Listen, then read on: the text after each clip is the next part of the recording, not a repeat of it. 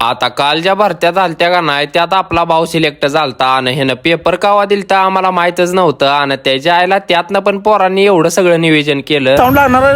लाडक्या ओम्याला आणि त्याच्या मित्रांना जसं कळलं का नाही आपला बापू आर्मी मध्ये सिलेक्ट झालाय आणि त्याच्या आईला वास वास करत पहिलं त्याच्या रूमवर पळत गेलो आणि गुलाला तर पोता आम्हाला गावलं नव्हतं त्यामुळे दिसती एक पिशवी दुकानात आणलेली आणि बापून शांतीत क्रांती अशी केली का नाही. बापून आमच्या अख्ख्या कॉलेजमध्ये इंजिनिअरिंग मध्ये कधी सांगितलं नव्हतं की मी पेपर देतो इंजिनिअरिंग करत करत. हान त्याच्या आईला बापू म्हणलं आमच्याकडनं काय करणं होय ना पण तुम्हाला राव झालं बरं का. आणि अशी कुठलीच बातमी नाही तेवढी आमच्या कानावर पडली नाही त्याच्यामुळे बापूचं आमचं का नाही इंजिनिअरिंग मध्ये जरा लय विषय गेलत पण बापून मनाव घेऊन त्याच्या आईला सगळा इंजिनिअरिंगचा काय सगळ्या देशाचा फायदा करून टाकलाय आता. आणि असलं भांबावल्यागत कोणालाच काय कळत नव्हतं कोण कोणापाशी रंगतय गुलालानं. जरा साऊंड लागणार आहे अर्जंट. मित्र काय झालंय मित्र आर्मीत भरती झालाय हो. झालाय खरं आर्मीत भरती पण त्याच्या आईला जी झाली नाही ती त्यांना बी वास वास करत गुलाल लावून घेतलं. साऊंड आलाय वागा घडी तसं झाले कॉलेजची कमी आपण वागाच होणार आहे थोडा दिवस फक्त थोडा 1 महिना.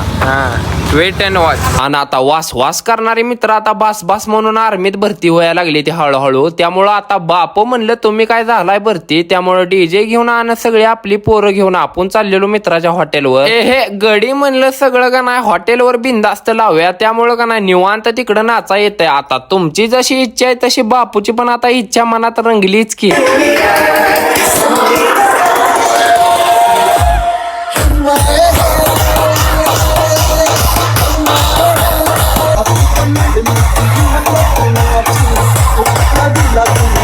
आता आमच्या बापून मनाव घेऊन ही गाणं लावलंय खरं पण त्याच्या आईला आता बापू बापू राहिला नाही शेवट झालाच की फौजी.